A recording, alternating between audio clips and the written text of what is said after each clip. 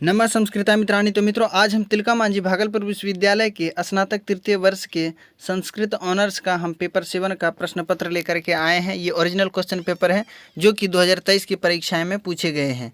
ये प्रश्न पत्र आप जो देख पा रहे होंगे, इसमें जो समय आपको दी जाती है 3 घंटे का समय इसमें आपको दिया जाता है। इसके अलावा इसमें जो है ये कुल जो परीक्षाएँ होती है ये 100 अंक की परीक्षाएँ होती है और इसको आपको बनाना होता है। और इसमें जो प्रश्न पूछे जाते हैं, कहाँ से पूछे जाते हैं, किस प्रकार पूछे जाते हैं और सभी जितने भी प्रश्न इसमें पूछे गए हैं सभी पर हम विशेष रूप से चर्चाएं करते हुए आगे बढ़ेंगे। बशर्ते आप लोग वीडियो के अंत तक बने रहेंगे। वीडियो काफ़ी अच्छी होने वाली है आप सभी के लिए। तो चलिए बिना विलंब के इस वीडियो को हम प्रारंभ करते हैं। ये पहला प्रश्न है इस एपिसोड का। तो इसमें देख सकते हैं कि अधोलिखित प्रश्नों के दिए गए विकल्पों में से समीचीन उत्तर लिखें, यानी जो सही उत्तर हो उसी का चयन करना है। आपके सामने 4 विकल्प मौजूद होंगे। वैकल्पिक प्रश्न आपसे जो है 10 पूछे जाते हैं, जो कि प्रत्येक 2-2 अंक के होते हैं। इसमें आपको कुल मिला के 20 अंक दिए जाते हैं। तो इसमें जो पहला प्रश्न संख्या क है कि काव्य भेद काव्य दीपिका की किस शिखा में वर्णित है। तो आपको पता होना चाहिए कि इसमें जो है काव्य दीपिका से सिर्फ आपसे 80 अंक के प्रश्न पूछे जाते हैं। तो आपको जो है काव्य दीपिका जो पुस्तक है, जैसा कि आप स्क्रीन पे देख पा रहे होंगे, इस पुस्तक से जो है 80 अंक के प्रश्न पूछे जाते हैं। तो इसमें जो 4 विकल्प मौजूद है, प्रथम है, द्वितीय है, तृतीय है और चतुर्थ है। यानी काव्य भेद जो है काव्य दीपिका की किस शिखा में वर्णित है, यानी काव्य दीपिका जो है ये शिखाओं में विभक्त है। तो आपको बताना है कि ये काव्य भेद जो है, काव्य के भेद का जो वर्णन है वो किस शिखा में वर्णित है। तो आपको पता होना चाहिए कि किस शिखा में वर्णन इसका जो है वर्णन है। तो काव्य भेद का अगर वर्णन कहे तो ये तृतीय शिखा में आपको सही उत्तर चयन करना है, यानी कि तृतीय शिखा होगा इसका सही उत्तर। इसी के क्रम में चलिए अगले प्रश्न की ओर बढ़ते हैं हम। इसमें जो है प्रश्न संख्या ख, व्यभिचारी भाव कितने हैं। तो व्यभिचारी भाव कितने हैं, 33 है, 34 है, 35 है, 36 है। तो आपको बताना है कि कौन सा सही विकल्प होगा इसका। तो आपको पता होना चाहिए कि व्यभिचारी भावों की संख्या जो है कुल मिलाकर के 33 है। ठीक है, तो इसको आपको हमेशा याद रखना है और ये वस्तुनिष्ठ प्रश्न में अक्सर पूछे जाते हैं, तो इसको आपको भूलना नहीं है, इसको आपको याद ही रखना है। ठीक है, तो इसी के क्रम में चलिए अगले प्रश्न की ओर हम बढ़ते हैं। इसी के क्रम में जो अगला प्रश्न है, प्रश्न संख्या ग है कि उत्साह किस रस का स्थायी भाव है। तो उत्साह जो है किस रस का स्थायी भाव है। 4 विकल्प आपके सामने है, हास है, श्रृंगार है, करुण है और वीर है। तो इन चारों विकल्प में से सही विकल्प कौन सा होगा आपको बताना है। तो इसका जो सही विकल्प हो जाएगा वो वीर रस होगा, यानी कि ये जो उत्साह किस रस का स्थायी भाव है, तो वीर रस का स्थायी भाव जो है उत्साह है।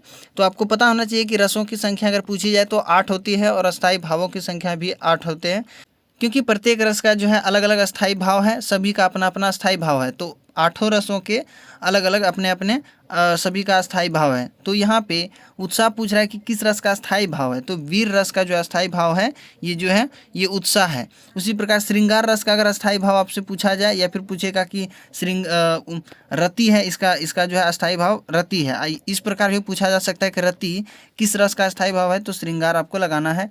इसी प्रकार हास्य जो है, ये हास्य यहाँ दिया गया है, हास जो है हास्य रस में लगाना है आपको।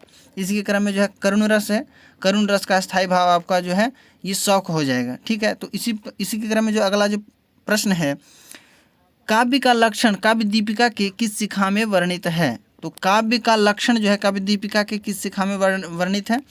तो आपको बताना है, इसमें देख सकते हैं 4 विकल्प है, द्वितीय है, प्रथम है, चतुर्थ है और तृतीय है। तो इन चारों विकल्प में से कौन सा विकल्प सही होगा आपको बताना है।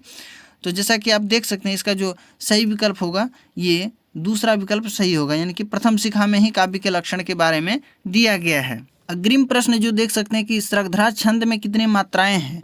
तो आपसे जो है छंद भी पढ़ेंगे, क्योंकि छंद से भी आपसे 20 अंक के प्रश्न बनते हैं। यहाँ पे इस सप्तम पत्र में छंद से भी 20 अंक के प्रश्न बनते हैं।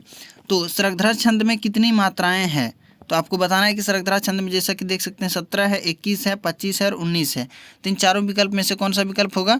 तो आपको पता होना चाहिए कि श्रृंगार छंद में जो है कुल मिलाकर के 21 वर्ण होते हैं। ठीक है, 21 वर्ण किस में होता है, श्रृंगार छंद में 21 वर्ण होता है। इसके अलावा जैसा कि आप देख पा रहे होंगे कि 17 दिया गया है। तो 17 जो है किस छंद में 17 वर्ण होते हैं। तो आपको पता होना चाहिए कि मंदाक्रांता छंद में ये 17 वर्ण होते हैं। इसके अलावा शिखरिणी छंद और हरिणी छंद में भी ये 17 मात्राएं होती है, 17 वर्ण होते हैं। ठीक है, तो इसको आपको ध्यान में रखना है। इसी के क्रम में जो है इसमें देख सकते हैं कि 19 दिया गया है। 19 जो है शार्दुल विक्रीडितम छंद में जो है, शार्दुल विक्रीडितम छंद में जो है ये 19 वर्ण होते हैं। ठीक है, तो इसी के क्रम में जो अगला प्रश्न है इसमें च है, भयानक रस का स्थायी भाव क्या है? भयानक रस का स्थायी भाव क्या है? तो आपको पता होना चाहिए कि ये भय भय जो है इसका सही उत्तर होगा। ये चौथा विकल्प सही उत्तर होगा, यानी कि भयानक रस का जो स्थायी भाव है ये भय होगा।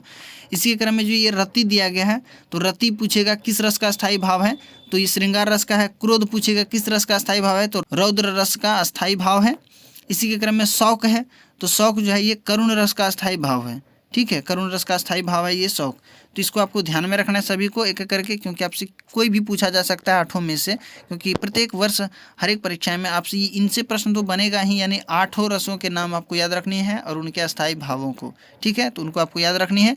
इसी क्रम में जो है अगला प्रश्न आप देख पा रहे होंगे स्क्रीन पर दिया गया है। प्रश्न संख्या 6 है कि काव्य दीपिका के अनुसार संधि के कितने भेद हैं? काव्य दीपिका के अनुसार संधि के कितने भेद हैं? इसमें 3 है, 4 है, 5 है, 6 है। तो इन चारों विकल्प में से कौन सा सही विकल्प होगा? तो आपको पता होना चाहिए कि ये जो 5 दिया गया है ये सही विकल्प है, यानी कि 5 जो है इसका सही विकल्प होगा। काव्य दीपिका के अनुसार जो है संधि के 5 भेद होते हैं। कौन कौन सा? हम आपको नाम बता दे रहे हैं कि मुख संधि, प्रतिमुख संधि, गर्भ संधि, विमर्श संधि, उपसंहार संधि। ये 5 संधि के भेद हैं, इसको आपको ध्यान में रखना है। इसी के क्रम में जो है अगला जो प्रश्न दिया गया है, दोष कितने प्रकार के होते हैं? दोष कितने प्रकार के होते हैं? 5 है, 6 है, 7 है, 8 है। तीन चारों विकल्प में से कौन सा सही विकल्प होगा? तो आपको पता होना चाहिए कि इसका भी सही विकल्प जो है ये 5 होगा, यानी कि पहला विकल्प जो है ये सही उत्तर होगा इसका। तो पहला विकल्प इसका सही उत्तर होगा, यानी कि 5 जो है ये दोष के कितने प्रकार हैं? 5 प्रकार है। कौन कौन सा? पदगत दोष है, और पद वाक्य गते दोष है, वाक्य मात्रगत दोष है, अर्थ दोष है और रस दोष है। ये दोष के 5 प्रकार हैं, इनको आपको ध्यान में रखना है। इसी के क्रम में अगला जो प्रश्न दिया गया है इसमें है काव्य दीपिका में अलंकार का वर्णन किस शिखा में है? काव्य दीपिका में जो है ये अलंकार का वर्णन किस शिखा में है? आपके सामने 4 विकल्प है, पंचम है, षष्ठ है, सप्तम है और अष्टम है। तो आपको बताना है कि सही विकल्प कौन सा होगा। तो इसका जो सही विकल्प हो जाएगा, सही उत्तर हो जाएगा यानी कि अष्टम। तो अष्टम जो है ये सही विकल्प है, यानी कि अष्टम शिखा में ये जो है अलंकार का वर्णन दिया गया है। इसी के क्रम में जो है तुल्य योगिता किस अलंकार के अंतर्गत है? यानी कि अलंकार जो है आपको पता होना चाहिए कि अलंकार जो है सबसे पहले इसके मुख्य जो है 2 भेद हैं, मुख्य जो है 2 भेद माने जाते हैं, एक शब्दालंकार और एक अर्थालंकार, शब्दालंकार और अर्थालंकार। ठीक है, इन दोनों के अंतर्गत जो है अलग अलग फिर अलंकार दिए गए हैं। सबसे पहले हम बात करें तो ये शब्दालंकार की अगर हम बात करें तो इसके अंतर्गत जो है इसके अंतर्गत कुल मिलाकर के 3 अलंकारों को रखा गया है। कौन कौन सा? तो सबसे पहले अनुप्रास अलंकार है, यमक अलंकार है और श्लेष अलंकार है। ये 3 अलंकार को रखा गया है शब्दालंकार के अंतर्गत। इसके अलावा जो शेष बच जाता है उसको हम अर्थालंकार के अंतर्गत रखते हैं। आपसे और भी प्रश्न पूछे जा सकते हैं कि शब्द पर आश्रित अलंकार को हम क्या कहते हैं? तो शब्द पर आश्रित अलंकार को शब्दालंकार कहते हैं और अर्थ पर आश्रित अलंकार को हम अर्थालंकार कहते हैं। इन्हें भी आपको ध्यान में रखनी है। तो इसमें जो पूछा जा रहा है कि तुल्य योगिता ये किस अलंकार के अंतर्गत है, यानी किस अलंकार के अंतर्गत आता है? तो तुल्य योगिता जो है ये अर्थालंकार के अंतर्गत आता है। ठीक है, तो इसको आपको ध्यान में रखनी है। तो इसी के क्रम में आगे बढ़ते हैं। ये जो है यहाँ पे वस्तुनिष्ठ प्रश्न सभी का हो गया। अब यहाँ से दूसरा प्रश्न प्रारंभ हो जाता है। अधोलिखित प्रश्नों में से किन्हीं 2 के उत्तर दें, यानी किन्हीं 2 का उत्तर देना है। आपके सामने 4 या 5 विकल्प हमेशा परीक्षाएं में दी जाती है। तो ये जो है आलोचनात्मक प्रश्न इसी प्रकार आपसे पूछे जाते हैं हिंदी में ही, और आपको हिंदी में ही लिखना होता है। जैसा कि आप देख सकते हैं आलोचनात्मक प्रश्न से सिर्फ आपको 32 अंक मिलता है काव्य दीपिका में। ठीक है, तो आपको इसको विशेष रूप से अच्छी तरीके से तैयार करके जाना है। इस प्रश्न को आपको छोड़ना ही नहीं है। आलोचनात्मक प्रश्न हमेशा जो है अच्छी तरीके से लिखना है। इसमें देख सकते हैं कि 16 अंक के जो है 2 प्रश्न होते हैं और इसमें आपको 32 अंक मिलते हैं। पहला इसमें जो कि प्रश्न पूछा गया था ये 2023 की परीक्षा में कि काव्य दीपिका में वर्णित काव्य प्रयोजन की समीक्षा करें, यानी काव्य प्रयोजन के बारे में बताना है अच्छी तरीके से और विस्तार से वर्णन करना है। इसके अलावा जो है ख में पूछा गया था दूसरा प्रश्न है कि दोष के स्वरूप का वर्णन करते हुए इनके भेदों का सोदाहरण विवेचन करें, यानी कि दोष का स्वरूप बताते हुए जो है उसके भेद के बारे में भी आपको विस्तार से वर्णन करना है, तभी आपको इसमें भी 16 अंक दिया जाएगा। 16 अंक में आपको सारी चीज़ों को विस्तार से लिखना होता है। ठीक है, तो आप शॉर्ट में लिखने का प्रयास नहीं करेंगे, कोई भी चीज़ को आप विस्तार से बताएंगे अच्छी तरीके से, सारे उदाहरण के साथ आपको इसको बताते जाएंगे। इसी के क्रम में जो अगला प्रश्न जो पूछा गया था कि गुण के स्वरूप का वर्णन करते हुए इनके भेदों पर प्रकाश डालें, ये प्रश्न पूछा गया था। और एक और प्रश्न है कि काव्य दीपिका के अनुसार व्यंजना के स्वरूप का विवेचना करते हुए उनके भेदों का सोदाहरण उल्लेख करें। तो इन चारों विकल्प में से कोई 2 विकल्प आपको चयन कर लेना है और उसका सही उत्तर देना है। तो आप अच्छी तरीके से इन चीज़ों को तैयार कर लेंगे। और चलिए अगले प्रश्न की ओर हम बढ़ते हैं। अगला जो इसमें देख सकते हैं कि तीसरा प्रश्न जो पूछा गया था, ये प्रत्येक वर्ष पूछे जाते हैं। तीसरा प्रश्न है, अधोलिखित में से किन्हीं 4 पर टिप्पणियाँ लिखें। ये प्रत्येक वर्ष पूछा जाता है टिप्पणियाँ, ठीक है। और टिप्पणियाँ जो है सर्वाधिक मात्रा में जो काव्य दीपिका 8 शिखाओं में विभक्त है और 8 शिखा में से चतुर्थ शिखा जो है टिप्पणियाँ के लिए टीका टिप्पणियाँ जो भी पूछे जाते हैं वे चतुर्थ शिखा से पूछे जाते हैं अक्सर। तो आप चतुर्थ शिखा को विशेष रूप से ध्यान में रखकर तैयारी करेंगे, क्योंकि जितने भी टिप्पणी वगैरह पूछे जाते हैं सब के सब लगभग जो है उसी से होते हैं। ऐसा नहीं है कि सिर्फ उसी से पूछा जाता है, इसके अलावा भी और भी शिखा से पूछे जाते हैं, लेकिन सर्वाधिक मात्रा में चतुर्थ शिखा से पूछे जाते हैं टिप्पणी वगैरह, ठीक है। तो इसमें जो है चार आपको बनाना है और चार अंक के होंगे और 16 अंक जो आपको टिप्पणी से मिलने वाला है। तो इसमें देख सकते हैं कि जो पूछा गया था 2023 में, ये पताका है, उसके बारे में बताना था आपको, टिप्पणियाँ लिखनी है। और हास्य रस के बारे में दिया गया है, अंकावतार के बारे में दिया गया है। इसी के क्रम में जो है औज, ये देख सकते हैं कि ये चतुर्थ शिखा से नहीं है, ये औज गुण के बारे में पूछा गया था। इसके क्रम में विस्कंभक के बारे में पूछा गया था, ये जो कि चतुर्थ अंक से ही है। इसके अलावा रीति स्वरूप के बारे में पूछा गया था और काव्य के बारे में पूछा गया था। तो जिसके बारे में भी पूछा जाए तो उसका पहले सर्वप्रथम आपको करिका जरूर उसमें देना है, यानी कि उसमें जो भी लक्षण है उसका वो भी लिखना है। जैसे काव्य का सर्वप्रथम आपको लक्षण लिखना है कि कथ्यते काव्यम इष्टार्थ व्यवच्छिन्ना पदावली, ठीक है। तो उसको लिखते हुए उसका हिंदी भी बताना है, इसके बाद उसके बारे में विस्तार से बताना है, उसका उदाहरण भी देते जाना है, ठीक है। तो उस क्रम में जो है अच्छी तरीके से बताएंगे तो आपको पूरा अंक दिया जाएगा, ठीक है। इसी क्रम में जो पूछा गया था अगला प्रश्न ये है, चौथा प्रश्न आप देख पा रहे होंगे स्क्रीन पे। ये जो है अधोलिखित में से किन्हीं 4 अलंकारों का साधारण वर्णन करें। ये प्रत्येक वर्ष अलंकार पूछे जाते हैं आपसे, अलंकार छंद ये सब पूछे ही जाते हैं।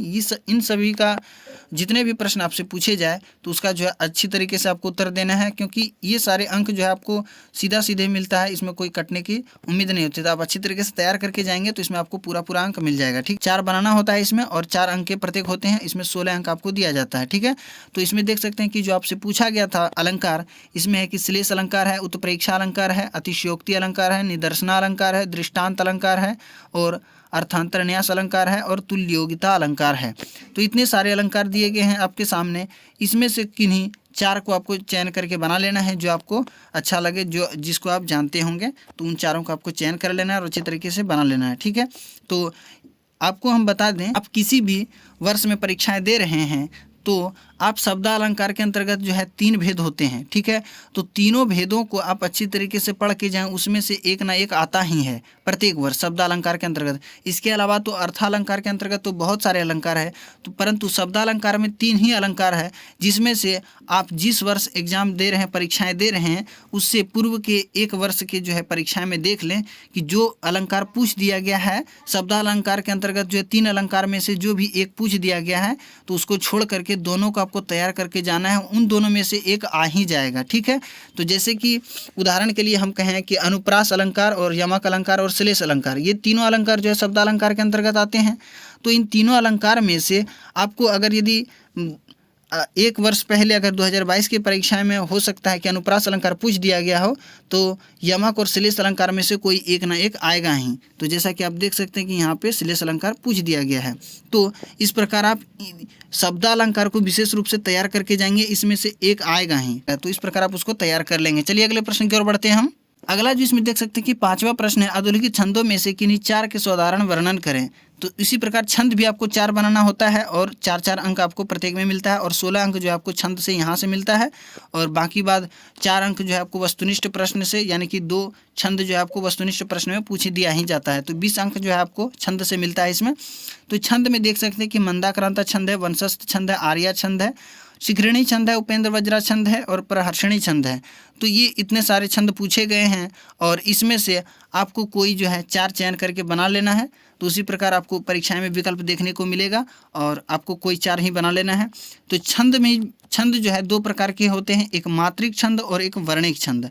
तो मात्रिक छंद जैसा कि यहाँ आर्या छंद देख रहे हैं कि आर्या जाति छंद, ये जो है मात्रिक छंद है, इसमें जो है मात्रा गिने जाते हैं, ना कि वर्ण। और ये सारे जितने भी छंद आप देख पा रहे होंगे ये सारे के सारे जो है ये वर्णिक छंद है, ठीक है। तो मात्रिक छंद और वर्णिक छंद अलग अलग दोनों होते हैं। तो आपको जो है विशेष रूप से इन सारे जितने भी छंद दिए गए हैं इनको तैयार कर लेना है। छंद जो है प्रत्येक वर्ष जो है प्रत्येक वर्ष की परीक्षा में आपको देखने को मिलेगा। और छंद से आपको छंद जो है बहुत ही आसान है, एक बार आप समझ लेंगे तो अच्छी तरीके से आप परीक्षा में अंक प्राप्त कर सकते हैं। तो इन सारी चीज़ों को आप अच्छी तरीके से तैयार कर लेंगे। ये था 2023 की परीक्षा में पूछे गए संस्कृत ऑनर्स का ये प्रश्न पत्र था। ये जो है 2023 की परीक्षा में पूछे गए थे। आप इसको अच्छी तरीके से भी तैयार कर लेंगे, क्योंकि प्रीवियस ईयर के क्वेश्चन से ही यानी पिछले प्रश्न पत्र से ही आपको जो है जितने भी क्वेश्चन होते हैं देखने को ज़्यादातर अधिकतम मिलता है। और इसके अलावा आप सिलेबस को अच्छी तरीके से पढ़ के जाएं तो जो है आप पूरे प्रश्नों के उत्तर दे के आएंगे, सभी प्रश्नों के उत्तर दे के आएंगे और अच्छे अंक आप प्राप्त कर सकते हैं परीक्षा में। तो अब हम उम्मीद करते हैं कि ये वीडियो आपको पसंद आई होगी। वीडियो पसंद आई तो आप वीडियो को लाइक ज़रूर कर देंगे। चैनल पे पहली बार आए हैं सब्सक्राइब करके जुड़ जाएंगे। और इससे पूर्व के एपिसोड में मैंने इसके जो है षष्ठ पत्र और पंचम पत्र दोनों को करवा दिया था। और आप जो है चैनल पे जाके प्लेलिस्ट में जाके देख सकते हैं, सारे वीडियो आपको मिल जाएंगे। पार्ट 3 से संबंधित जितने भी तृतीय वर्ष से संबंधित प्रश्न पत्र हैं सभी देखने को मिल जाएंगे। और इसके अलावा सिलेबस का वीडियो आपने अभी तक नहीं देखा तो चैनल पे जाके देख सकते हैं। सिलेबस का भी वीडियो आपको चैनल पे मिल जाएगा। सिलेबस क्या क्या है, कैसे है, सारी चीज़ों को बता दिए हैं। कौन सी पुस्तकें आपको खरीदनी है, कौन सी नहीं, तो वो सारी चीज़ें हम अच्छी तरीके से बता दिए हैं। तो आप चैनल पर जाके देख सकते हैं। इस परिवार से जुड़ जाएँ, ये आपका अपना परिवार है, संस्कृत का परिवार है, तो इनसे आप जुड़ सकते हैं। और किसी भी विशेष प्रश्नों के साथ आप हमसे बात कराना चाहते हैं तो ये इंस्टाग्राम आईडी आप स्क्रीन पे देख पा रहे होंगे। इस इंस्टाग्राम आईडी पे जाके आप हमें वहाँ मैसेज कर सकते हैं, कुछ भी प्रश्न पूछ सकते हैं, हम उसका निवारण करने का प्रयास करेंगे। तो इस वीडियो में इतना ही, मिलते हैं इससे बेहतरीन वीडियो के साथ। तब तक के लिए नमः संस्कृत, धन्यवाद।